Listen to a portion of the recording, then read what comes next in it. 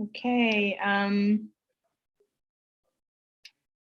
In a minute, I will give a short introduction to this lecture. We'll just wait for 1 more minute until it's 1:15, so no one misses the start. Okay.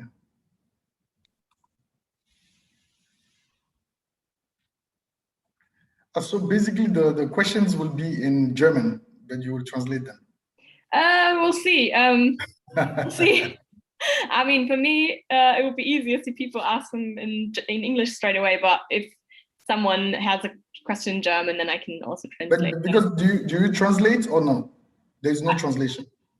I can in case someone wants to ask in German. But yeah. No, I mean, is there a live translation? No. I don't think so. I don't think on Zoom. I think there's no feature on Zoom that has, translation feature. And you can always use DeepL, I guess. Yeah. DeepL works well. We'll see. We'll see. We'll see. It will be fine. And the lecture was announced to be in English, so okay, yeah, so everybody knows. Sure. Yeah. All I think most Germans are most Germans can speak a bit of English at least. So hopefully, well, I've noticed, yeah. Hopefully we'll be fine. Okay, well then, I think we'll start now. Good evening and welcome everyone. Today is the last event of this semester's lecture series organized by the University of Bonn, especially Professor Nico Futzheim and Students for Future Bonn. In the past weeks, we have learned about many different aspects of global warming in a diverse set of talks, followed by lively discussions. Last but not least, we will hear from Moubarak Moukaila about climate change post-COVID-19 today. We will learn which opportunities COVID-19 has created for the implementation of climate action. Mr. Moukaila is joining us from Togo today. He's currently regional coordinator of the West African Development Bank in Togo. Previously, he worked for the Regional Collaboration Center in Togo, which is a local branch of UN Climate Change. And he's still involved with UN Climate Change through the regional climate weeks, which are crucial climate conferences organized by the UN in vulnerable regions. The talk and the following discussions will be in English. If you have questions or comments, please post them in the Zoom or YouTube chat. I will forward the questions to Mr. Moubarak after his presentation, and I will moderate the discussion then. Please only use the chat function in Zoom and not the raise your hand function. I think that's all from me for now. Now we are very excited to hear from you, Moubarak, and I pass on to you. Thank you very much, Caroline, for this introduction and inviting me. Thank you, Professor Nicholas, as well, for the invitation to speak about the effects of this pandemic on the climate change. So basically, I am Moubarak Moukaila. Like Caroline said, I am the regional coordinator for Francophone in West Africa of the Secretariat of Climate Change in West Africa in Lomé in Togo, where we support countries in the implementation of the Paris Agreement, of the SDGs, and the African Union Agenda 2063. So today's lecture will basically take you around the impact of the COVID-19 on the climate change, on the environment, and what opportunities have COVID-19 brought to the world. Because like you may know, COVID-19 pandemic has brought a lot of severe consequences to many countries across the globe, causing a global health crisis and forcing economies to slow down due to strict quarantine measures. However, the outbreak has also impacted the environment in an intriguing way. As the pandemic spread in different parts of the world, its consequences run further than closed borders, scared hand sanitizers, and social distancing. And it's also a part due to the COVID-19 that today we are holding this webinar via this Zoom platform. Otherwise, normally we will meet in a conference hall and speak about effects of climate change. But it's somehow a good thing, because then, like you will hear later in my lecture, there are some impacts that we kind of don't have to do on the earth, and then those impacts don't affect the climate change as well. So like I was saying, COVID-19 is affecting the lives of millions of people and also the environment. The CO2 emissions and human mobility have been reduced, which improves air quality and encourages wild animals to come out and explore cities. But how long can we sustain? How long can we keep living this way? So the science research has confirmed that air quality in certain regions has improved a lot in recent weeks. I remember in April 2020, some studies and some research were already talking about how air quality in Western Europe have tremendously improved due to the shutdown of airline companies. As industries, aviation, and other means of transport stop, air pollution has reduced a lot, severely affected by the virus, such as China, Italy, like I mentioned earlier, and Spain. A reduction in commutes due to the work from home policies has also played its parts in reducing carbon emissions. Another study from the University of California in the United States in recent years showed that we generate around 500 tons of CO2 per 1 million of the world GDP.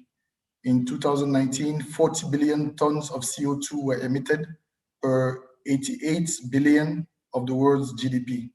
If the correlation persists, a decade of the world's GDP due to the imminent economic recession might generate the reduction of global CO2 emission in similar proportion.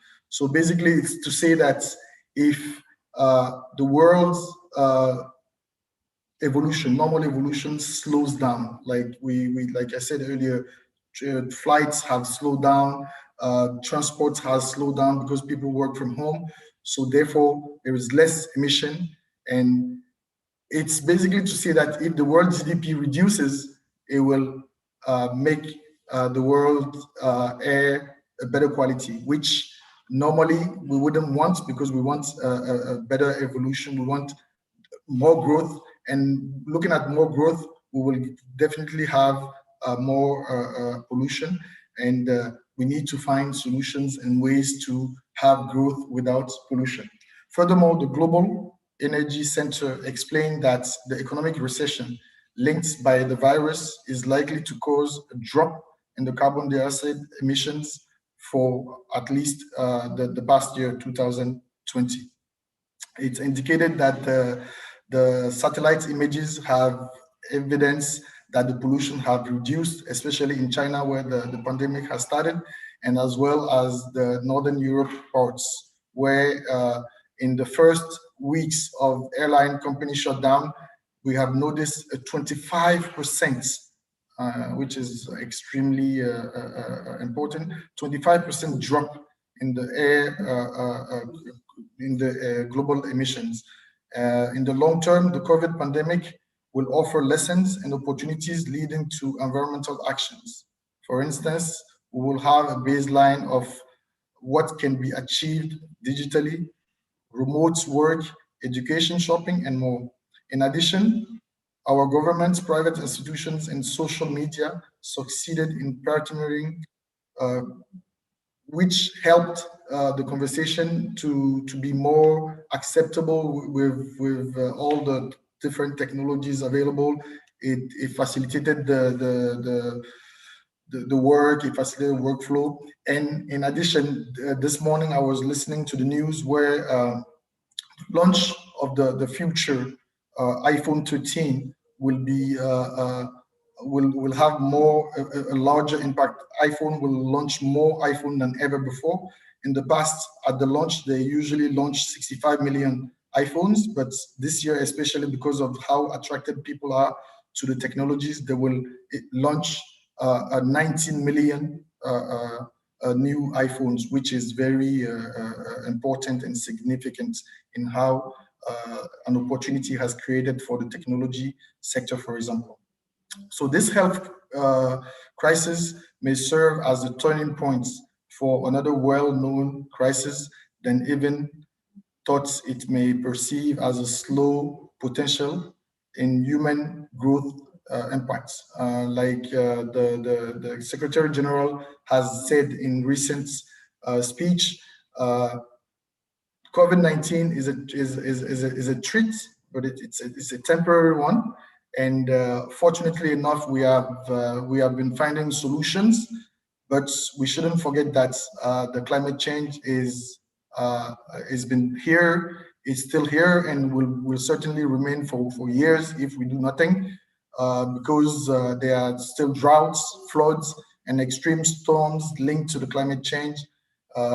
Over the past years, you may have seen in recent days, in the past 2 or 3 weeks, there are still wildfires in the United States. There are earthquakes and storms in Central America and other parts of the world, which are consequences of the climate change. And we need solutions like the ones we put together to fight the COVID-19. Clearly, human beings are part of the natural and all activities that impact the environment and also impact us. According to some studies from the Stanford University in China, just 2 months after the COVID-19 started, like I said earlier, more than we've noticed a reduction of 25% of the global emissions. So it's safe to say that no one wanted carbon emission to be reduced this way.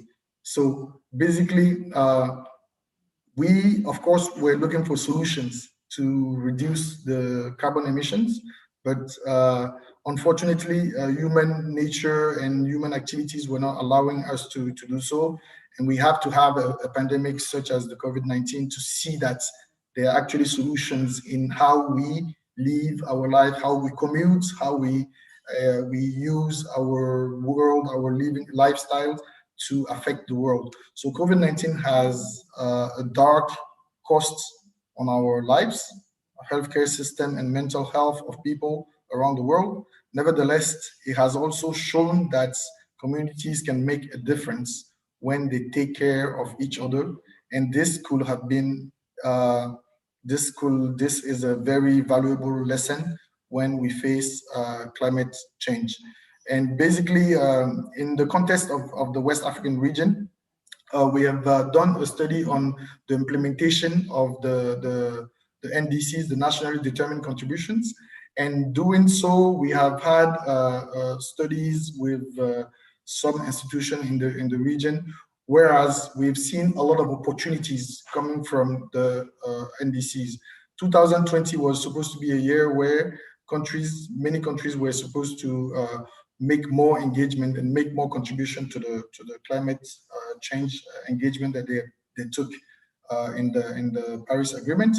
And unfortunately, due to COVID-19, we were not able to meet that target. And we were supposed to meet in Glasgow last December, but unfortunately, it was reported, and hopefully we will be able to meet this year, whether virtually or in person, to be able to set ground, to be able to set new targets to help this emissions reduction go down. And like I said earlier, fortunately, it's unfortunate that the crisis happened, but fortunately, the COVID-19 has shown that we could integrate more aspects in this NDCs. For instance, the health system was more looked into when we talk about the NDCs. The education system as well, how our education system can be remodeled, was also perceived in the NDCs. The integration of local communities, the local rural areas, the more vulnerable people like youth, like women, for example, was taken into consideration while looking at this new opportunity. And there are some new jobs that have been created. Yes, of course, there are many jobs that have, many people that have lost their jobs due to the pandemic, due to the COVID-19, which is totally unfortunate, but there are new works that have been created, new innovations that have been created, new ways of seeing things that have been created, and new opportunities as well for sectors to be remodeled, to be changed in the context of the West African region. Like I was telling you earlier, we talked about how the weather and everything. We were earlier, before we started, we were talking about how the weather has changed and everything.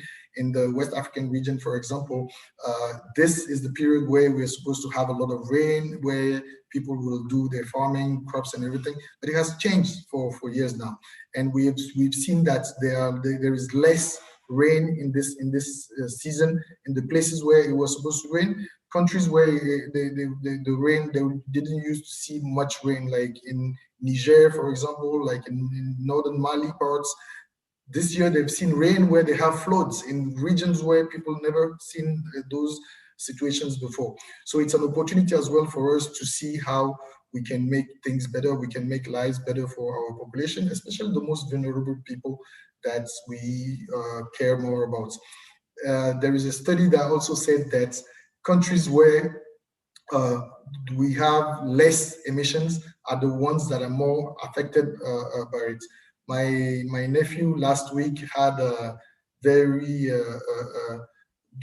drew my attention on a very important topic, that's where he told me that during his lectures, he noticed that the least fortunate you are, the more impacted you are by the climate change, which I thought was a very sound and true information.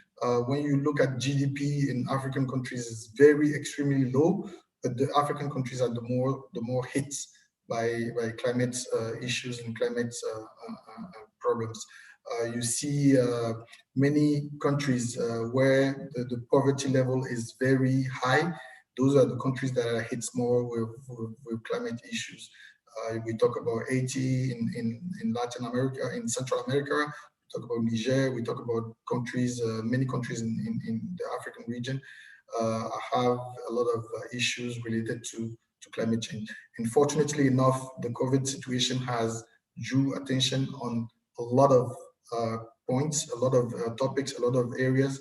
I mentioned earlier health, I mentioned earlier education systems, which have to totally be reviewed, which have to totally be taken into consideration when doing the implementation of the NDCs, when doing the implementation of the SDGs as well. So basically, this is what I can say as the impact of the COVID on the climate change, and I am ready and open for questions. Thank you very much, Caroline. I give you back the floor. Thank you. Thank you so much, Moubarak, for this already really interesting view and perspective from your side. Yes, we are now open to questions. You can post your questions in the Zoom chat, as I said, or you can post it in the YouTube chat. As we wait for people to formulate their questions, I already have a first question, and that would be, in the last few months during the pandemic, did you feel a shift in Togo as to climate action? Did you feel that the pandemic impacted the way the government or the public opinion, how did it impact the government politics or the public opinion? Did you feel a change? And connected to that, what is Togo's focus as to climate action, and what is what are the actions that are already taken? No, thank you very much. And I think during my lecture, I mentioned a bit on what the pandemic has did in terms of the updating of the NDCs. Luckily we started the work with Togo in March, and then the pandemic has started in this region of Africa, so we had to have restrictions and everything. So we had to wait all the way to October in order to restart the activities. And then here right away, when you go to the room, everyone is like, okay, we never thought about how much hospitals we needed. We never thought about how much we needed to revamp and reorient, reset our education system. So right now we need to include that. We need to also look at how people in remote areas will be integrated in implementation of global policies in climate change or in development and sustainability questions, how we can integrate local governments without having people leaving the big cities to go to the remote areas. How can we put systems down so that people in their remote areas can live their lives and implement projects that are being developed in the big cities and areas. And you will see that in agriculture, for example, there is a lot that Togo has been doing to develop the agriculture sector, to make sure that even this migration issues need to be looked into more, because this pandemic also has had an effect with the migration. When cities where there were big outreach of the COVID were totally locked down, we saw that the level of the epidemic went down. It didn't spread as much as it could. So all those aspects were new lessons learned by countries, and especially in the context of Togo, I can see that it was very efficient the way they had to integrate those aspects in the implementation of NDC and climate policies. Mm-hmm. Okay, that's really interesting insight. What I was also wondering, whether or in what way do you already feel impacts of climate change in Togo? Do you already feel that it's harder for people working in agriculture, for example, as you mentioned, agriculture? No, it's totally hard for all sectors. In agriculture, like I said earlier, normally the months of May, June, and July were supposed to be the months where you have the most rain, and some people have plans for the crops that they plant during this period. And unfortunately, now areas where it was supposed to rain, there is no more rains, and people in areas where they have some livestock that never had rains before, had rains where they didn't have any insurance to protect the animals, and there are floods that took the animals away, floods that took some crops, some agriculture resources away, and it's an unfortunate situation. The climate has totally shifted from one region to the other, and the programmatic way of living of people have totally changed. And I can say that it has drawn the finance world to start thinking about solutions, to start thinking about insurance measures, insurance solutions to protect this populations against the climate issues, especially in agriculture. Thank you. Yeah, that is quite an intense impact already you are feeling in Togo. Very shocking. We just got a new question in the chat, which is more about energy. I will read out the question. A recent OECD study showed that due to the lower prices for renewable energy, some developing countries might skip oil, coal, or nuclear power and go from zero to renewable. Is there a similar development in Togo and other West African countries? No, definitely. I think Togo is a great example, because Togo has a very nice policy of renewable energies, and in the past 6 months alone, they have developed over 80 megawatts of solar plants. So I think it's a country that is doing a lot in renewable energies, and has had a lot of development in that sector. Unfortunately, there are still a lot of development of other technologies, but less in charcoals or diesel, more of hydro, mixed hydro and diesel development, because unfortunately there are still solar alone. With the technology alone of solar, we will not be able to have a sustainable development for in all sectors. Industry implementations, for example, will be very slowed down. So these countries still need some kind of stable energy, because up to now, solar technology has not been that stable, and there are still other alternatives need to be to solve the issues of energy. And one of the very difficult reasons why, one of the barriers why the solar energy is not much developed here as well, is the cost of storing the solar power as well.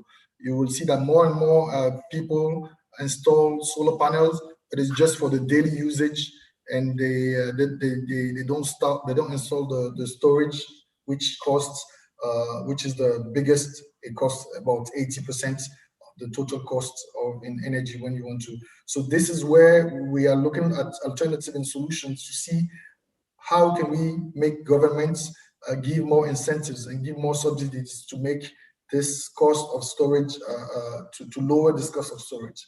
And also the institutional arrangement does not allow everybody that has solar panels to sell it back to the grid. So it's also one area where there's a lot of work being done with the institutional arrangements here, especially in Togo and in many countries in the West African region as well. So I think we are looking at how do we implement, how do we install some industries here locally to develop, to build those plants locally, so that it can lower the cost of the implementation as well in this region. So the main part of your renewable energy use is solar then? Is that correct? The main part of renewable use in this region is solar, because also when you look at the wind statistics, it doesn't really, it's not much favor of other technologies. Like when you go to Morocco, or when you come all the way down to Senegal, you see that they have other technologies like the aeolian that they use in those regions, which are not the same, which is not really effective in this region of the West African region. Okay, very interesting. There's another question, which is, are movements like Fridays for Future known and supported by people in politics in Western African countries? Good question to that viewer. I didn't quite get that. Okay, sorry, I'll repeat. Okay. Are movements like Fridays for Future known and supported by people in politics in Western African countries? Okay, well, I don't have much. I don't know about the movement. It's the viewer means the movement by Greta Thunberg. Ah, the Greta's movement. Yeah. Well, you see, people feel more. People feel more, and they feel more attached to that kind of movement, but they also feel that it's too much publicity, and it's a lot of it's not on the ground. It doesn't take into consideration on the ground level issues in Africa, for example. In our countries here, like I said earlier, yeah, it's true. It's well viewed that solar energy, for example, will reduce a lot of emissions. But at the same time, when you don't have stable energy, you cannot think about development. You cannot think about building a strong infrastructure. You cannot think about building hospitals if there's no energy. You cannot think about building power plants and other kind of industry, refineries and stuff. And people need to create more jobs and more sustainability before thinking about solar energy and everything. When in some countries, when you talk about solar energy, people look at it as a luxurious lifestyle thing, because it's not, we don't have energy for the small means, the necessary, the basic means, and you are asking us to do solar energy, which costs twice sometimes of the plants of diesel or charcoal, and all this makes it a little more reluctant. You will see countries where the GDP is a bit higher, or where they have very good governance systems. They have more means, they have a lot more resource mobilization potentials, and then they can think about other type of energy.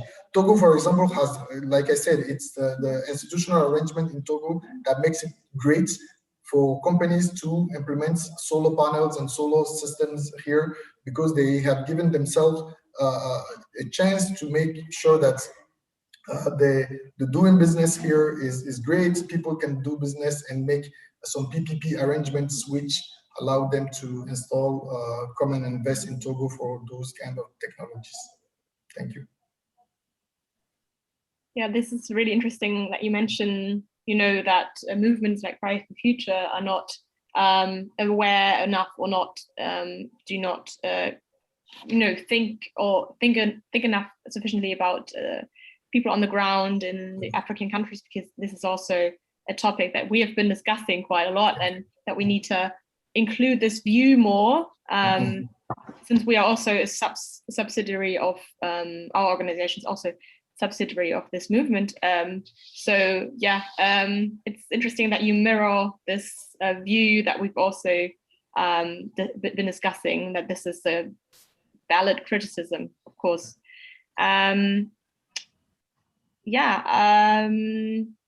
There's another question. So this is a long question, so I'm going to try and shorten it.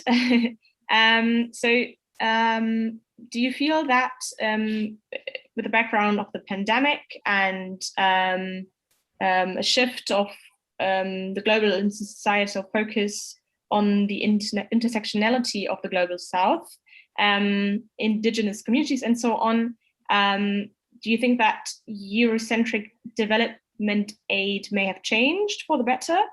And also including through better digital outreach? Well, I think in the past years, and I don't think it's only due to the pandemic. I think in the past years, we've seen, especially during the COPs, we've seen that the involvement and the way people take the impacts of how climate change affects indigenous communities is very important. And I think in the COP in Germany 3 years ago, with the Talanoa, it showed that more and more voice need to be heard, more and more voice need to be involved in the climate change discussions, because unfortunately, like, whether we like it or not, if climate change issues or climate emissions, CO2 emission occurs in Germany or in China or wherever, it will affect every country. Whether it's, whatever happens in Latin America will affect Germany, will affect all the countries. So it's a global thing, and I think we need to take everything more into consideration, especially about the AIDS. I think on the personal, and that's totally a personal opinion. I think the way aid is sent to our countries need to be retaught, because we many funds that are allocated to many of our countries are not used efficiently, and that's mainly because of governance issues. And I think that's one of the reasons why, linked to the Paris Agreement, there is a strong component of the MRV system, which is an obligation for countries to have a reporting of what actions they request funds for, what action they actually implement, and what are the outcome, especially on the most vulnerable people? How does the supports that they get from countries, how does the support that they get from multinational corporations help and support these actions that they mentioned in the climate change agenda? Thank you. And Nico? I have a question. Yes. What are the expectations of people in a country like Togo? Your expectation for the future? How do you hope that Togo will develop? Will it become more industrial country, or will it stay agricultural country, or should it become high-tech country? Or so what is your vision of Togo in the future? Well, I mean, when you look at the development plan of Togo, the government has set some guidelines and some targeted sectors where they want to develop, and one of them being agriculture. And the Togo government has put a lot of emphasis in agriculture, and Togo being a coastal country will serve as a basis for a lot of locked land countries where they can have a lot of shipment. So there are two specific sectors where Togo wants to develop more.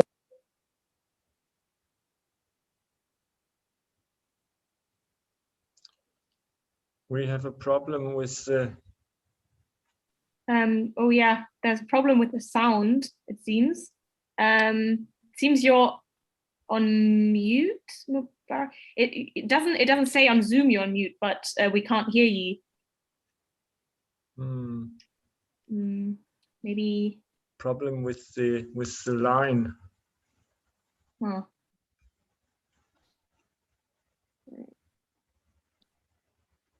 Can you try, Nico? Can you try and oh no, wait.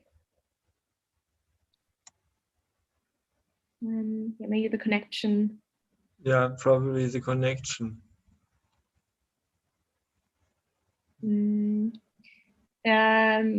Moubarak, you could try and leave the call and come back in, maybe.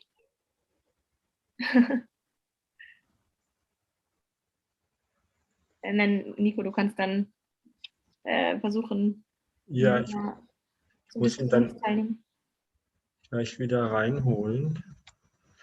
Ja, das war gerade sehr interessant. Und dann dummerweise. Komisch, dass plötzlich der Ton weg war.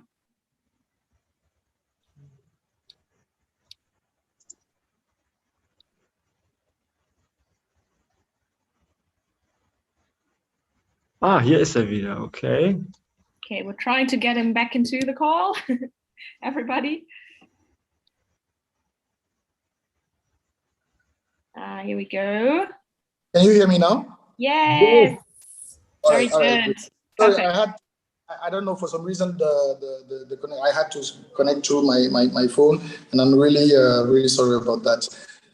So I was just explaining that Togo has set two specific areas where they want to develop for the next 2 decades. It's in agriculture and also in service providing. So a lot of technology is being implemented. The service components of the development, and Togo has put a lot of emphasis on the doing business in Togo to make sure that all the locked land countries will go through the port of Lomé, for example. So it's this is the kind of development idea and development structure that Togo wants for the future. Thank you.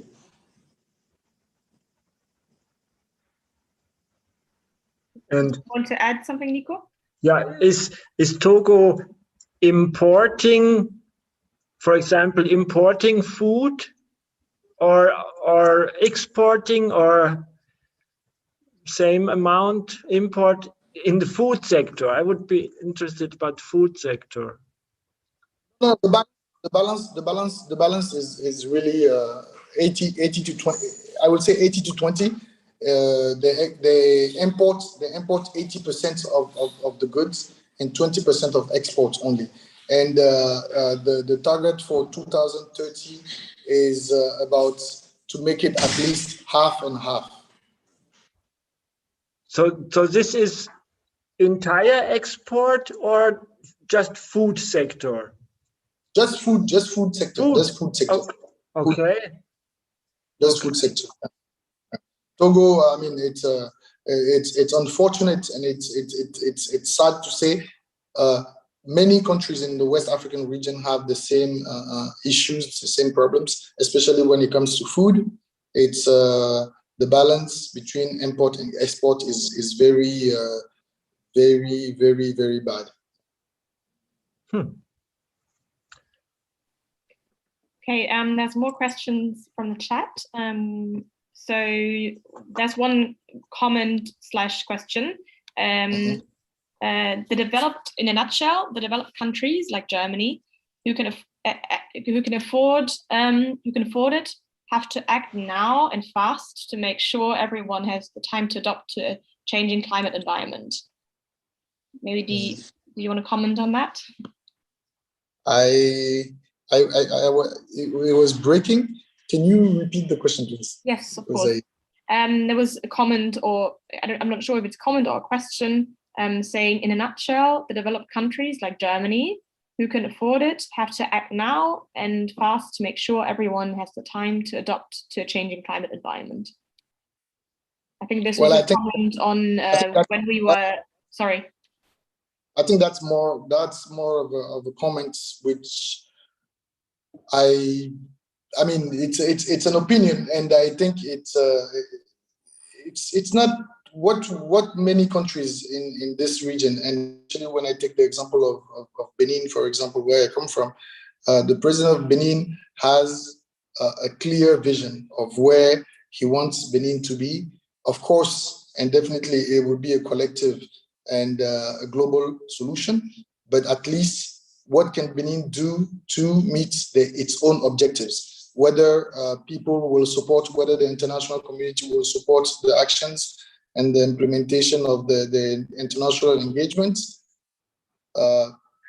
will not certainly depend on what we are waiting for the international community to bring to the table. It's first what Benin can do to meet the target it has set for itself. And then after, we will be able to talk about, we'll be able to go to the international community and say, we have done to this point, how much can you help us to meet the targets and to meet our objectives? You're talking about the objectives, and since you've also mentioned the NDCs, what is your opinion on the current status of heartbreaking COP26 in Glasgow? Do you think, what's your view? Is it enough? It's I don't know. It's breaking. Oh, sorry. I think this is my internet actually. I'm sorry. Yeah. So I was just asking, what's your view on the NDCs, talking about global goals and commitments? What's your view on the current national determined contributions? No. I mean, I didn't quite get, but I think I got the sense.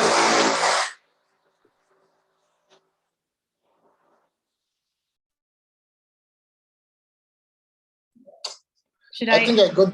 Yeah. Can you hear me? Yeah. Yes, I think I got. Okay, good. I think I got the sense of the question. It's right now the levels of engagements of the countries is really low, and I think the UNFCCC and all other, we've seen the study from the IPCC recently that said that if we don't make much efforts by 2050, many of the countries in the coastal area in Africa, for example, will be underwater. And it's really important that we see that as a red light, and we need to find solutions. It needs to be a collective solution. It needs to be, I mean, on a day-to-day basis, countries have to find solutions, and I think that's one of the reasons why you will see that in the next at the next COP there will be a lot more engagement from countries. And the European Union, for example, has set more new targets for its emissions. We are lucky enough to have the new administration of the United States that has also set a very important objective and targets for its emission reductions. So I think more and more countries will go into that direction.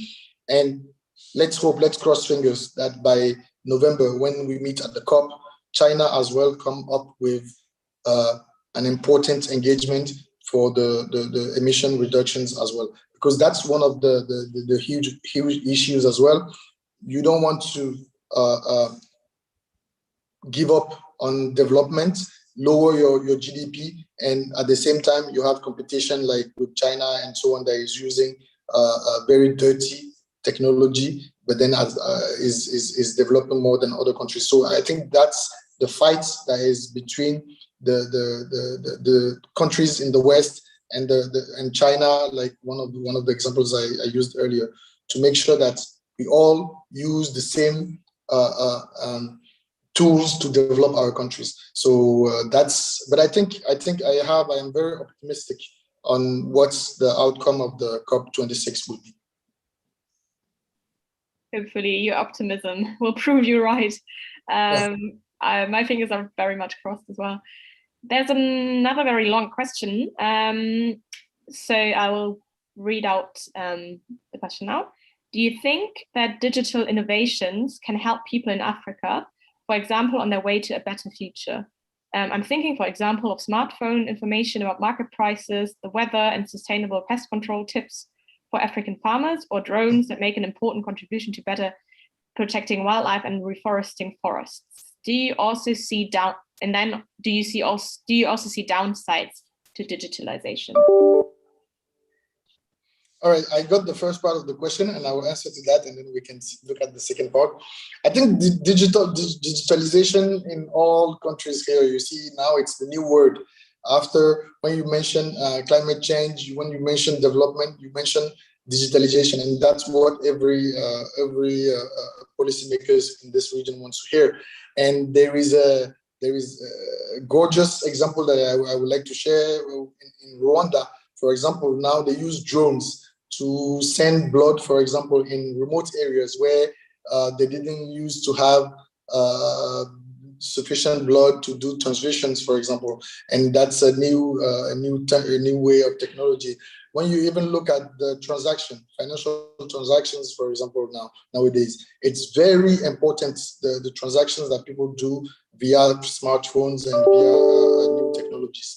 And this pandemic has proven that without technology, we couldn't have survived. We couldn't have done anything much. I've seen in areas of Togo, for example, where they have now, they have doctor's assistants via smartphones and via technologies. And I think this is, COVID-19 has proven that we have to have a new beginning. And I think after we are able to give vaccine to at least 80 to 90% of the world population, we will see that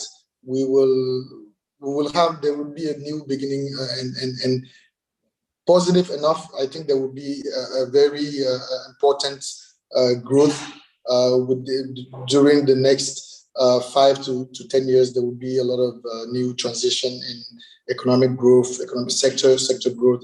And I think technology is one of the areas where we will see a lot of change and new job opportunities. So can you repeat the second part of the question, please? Yes, for sure. Sorry about my very bad internet connection. I don't know why that is. The second part was, do you also see downsides to digitalization? Well, for now, I mean, there is a lot of downside due to the security issues. And I think you've seen I don't remember what country it was, but I think it was somewhere in Northern Europe or Eastern Europe, where there are some attacks on on people's data and all that. I think it was Bulgaria or something like that. One of those countries. And it's unfortunate that people use this time of storm to do this kind of activities, but there is to all development, to all world's improvements, there is always a bad side. And I think this bad side, which has a lot of internet pirates, will come to an end, or at least will be resolved for the most part of it. Okay, thank you. One more question. I can see here many developing countries do not have recycling programs. How are you as an institution helping the country set up such programs and inform households about the importance of recycling? Well, I will share a link. And if you go on my LinkedIn, you will see that 2 weeks ago we've launched both in the West African Development Bank and in the city of Togo here. We've launched a recycling program with one of the telecom providers, where people can go and sell plastic, organic waste, papers, and get paid via their smartphone and their smart technologies. And I think more and more countries are putting together all this technologies. Only a couple of weeks ago, I've seen in countries in this region where people are developing new roads construction material with plastic waste, for example, because all this. So they are finding ways. They are, for example, women in Burkina Faso make some cubic bricks out of paper waste, for example. So they make bricks and they use it as a charcoal to fire, to put in their cook stoves. So there are a lot of different things being developed, and recycling is becoming more and more important. And in fact, all the West African Economic and Monetary Union countries have a new policy on the waste management in their countries. And I think there as well, there is a lot of job creations, there is a lot of innovations being made in that sector as well. That's a very timely question then. I think that we could learn a lot from people in Africa, how to handle and how to be creative with the problems that we have. I think we should learn more from Africa. No, and I think experience sharing also is a very important aspect, and that's what we have been emphasizing a lot on when it comes to the development and implementation of the NDCs. We do a lot of capacity building yet, but it's a lot of development and information sharing amongst countries in this region. And then, of course, if we have opportunities, we share with other countries in the world as well. There's another question. Reading that one out. You said, meaning you, Moubarak, you said that the West African monsoon system and with it the local weather is already changing. How much money might be needed to face the most serious consequences? Is the West African Development Bank already planning for these coming challenges?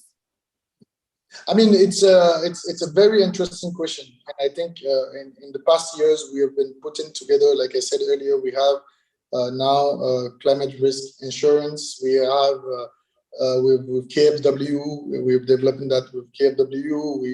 We've been thinking about a lot of other solutions but let's be frank and honest here.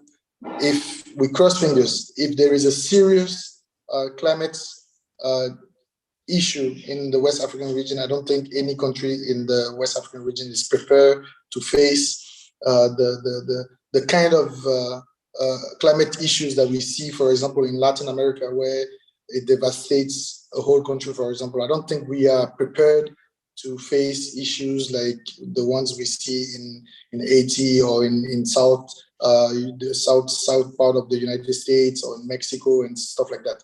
But there are more and more red lights coming up where people think there need to be more solutions, there need to be more issues. And when you look at floods, for example, for instance, when it happens in this region, most of the people just lose their land, they lose everything, and they are back to zero, and they have to get. They don't have any support from local authorities or governments, because even the government doesn't have means to support that. So we are looking at more and more climate impact risks, and there is this tool that is developed with the support of KfW that countries subscribe to now to get more support, more funds when these issues happen, and especially in the agriculture sector. Thank you. I have a related question. For these countries, sub-Sahara countries like Niger, Chad, Mali, they get, or it seems that they get more rain now in the last few years. You mentioned this already, and they have problems with floods. But on the other hand, before there was not enough rain there. So do you think that the climatic situation may become better for these countries like Niger, Chad? No, in the long run, of course, it will help. In the long run, it will help, and it will help them to get more crops and develop more agriculture and all. But in the meantime, they have to readapt, because it's more of livestock that they used to have, and now with floods, they don't have any control on when it comes. So all the animals just get taken away, and they don't really have any. They don't really know specifically when it will rain. So only now they put new technologies. Only now they have to readapt and to re-educate their populations in how to face all this dramatic circumstances. But of course, in the long run, when they readapt, it will help a lot of development of crops and all other issues. But on the other side, the south side of those countries is getting more droughts. When you look at like Benin, Togo, Nigeria, Ghana, for example, the northern part of those countries is getting less rain, so more droughts and more issues with the crops and all. So all this area as well has to readapt. And when you come further south, you look at the coastal area, they have more erosions because of the sea level that is going up. So the countries are shrinking with the deserts coming down and the water coming up. So at one stand of time, all the capitals, all the economic capitals on the coastal areas will disappear, and they will lose the country part. So we need to really find solution and readapt in this solution. And this cannot be a one country alone solution. It has to be a global solution, because when you look at countries where they are finding solution for coastal erosion, for example, the second they start implementing the coastal erosion solution, they shift the problem to the next country, and so on and so forth. So it needs to be a global solution. And we are doing a study with the BMU, with the German cooperation support, to see how we can implement projects on the whole coastal area, for example, all together at the same time, to stop and to slow at least down this momentum and these issues.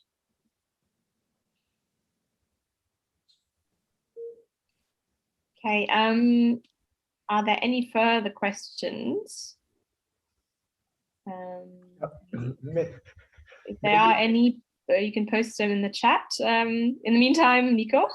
Maybe it's a difficult question, but we hear that China is gaining influence in African countries by financing infrastructure and so maybe this question is difficult to answer for you, but should like Europe do something else to not to leave this field to China? Somehow we are leaving this field to China, aren't we? No. Like if I got the, I mean, it was kind of breaking, but I heard China, so I kind of have a sense of what you meant and what your question was. And I think that's the same thing I was mentioning earlier with the disparity and the difference in actions that was being implemented by developed countries, United States and Europe, and versus China, for example. And when you look at countries, some countries in Africa, for example, they receive all the plants that China doesn't want to use anymore. Charcoal plants, fossil fuel plants, and they just implement it because for them, the development aspect is very important, but they forget and they leave aside the issues related to climate change and sustainability as well. Because they only want to develop them. When you go to a country like Guinea-Bissau, for example, they have close to 0% of electricity availability, and they have to all get it from fossil fuel from ships that are on the sea. And those are the kind of problems that those countries, a country like Guinea-Bissau wants to deviate from, and then they have to accept all these technologies from China and all other means to make sure that they get energy and to develop their countries.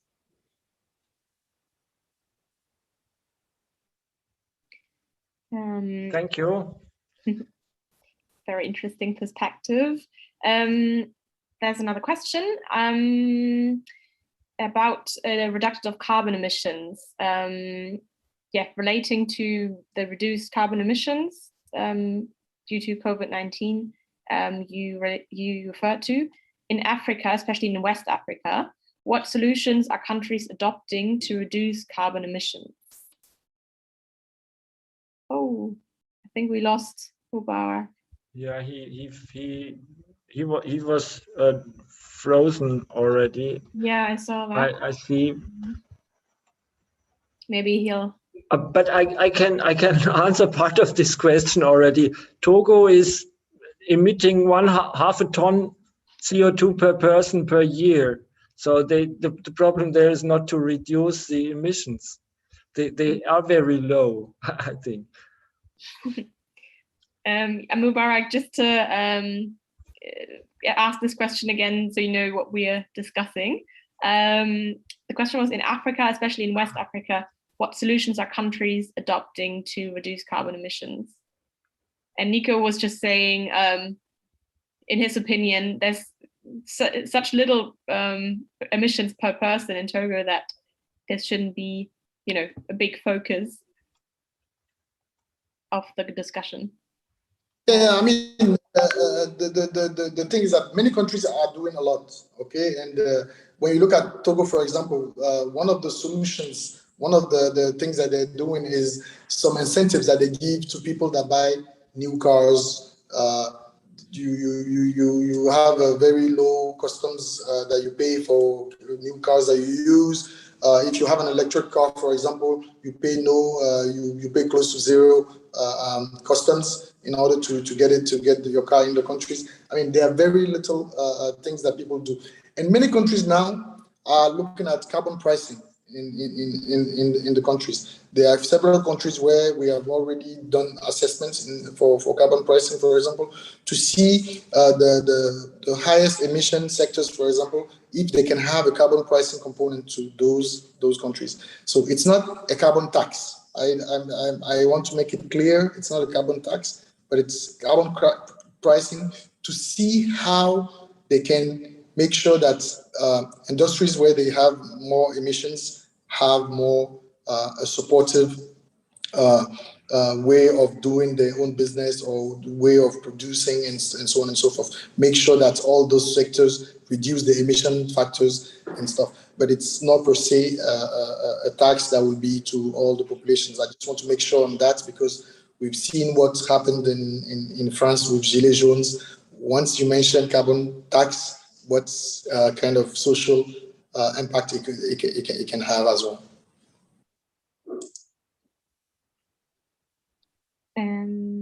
Okay.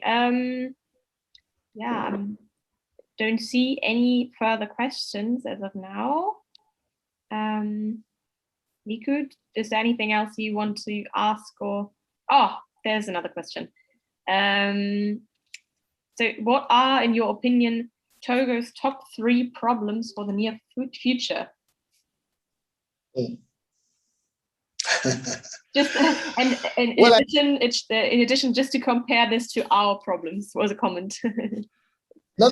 I think it's really it's a really good question, and I think when you look at what the government of Togo is doing in terms of development, it's strategic, and it's very important to see that Togo's development plan has taken into consideration the youth involvement in development. What place do youth have in the development? And because employment will be the top one of the problems if it's not solved, and I think it's everywhere on this time around.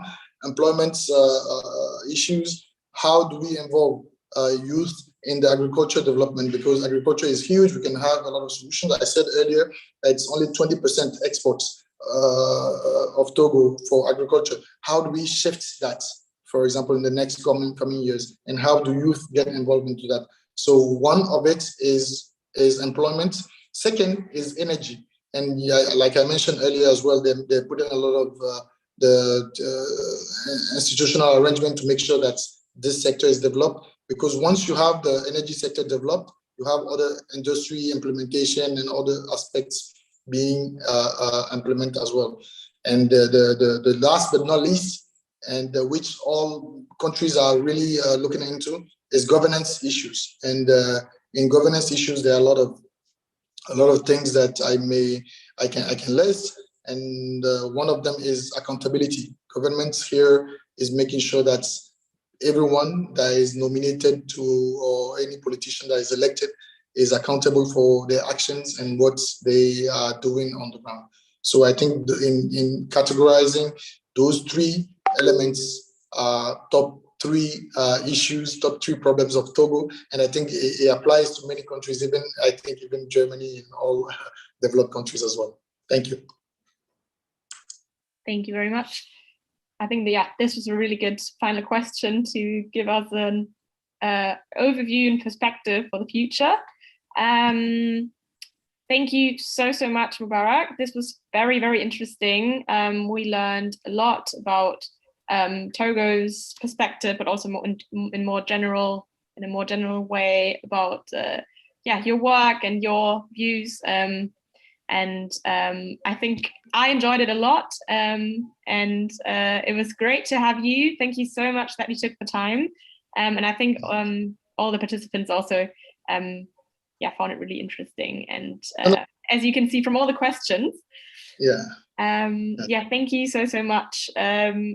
I hope we may see you again in our lecture series, maybe in the future. Definitely.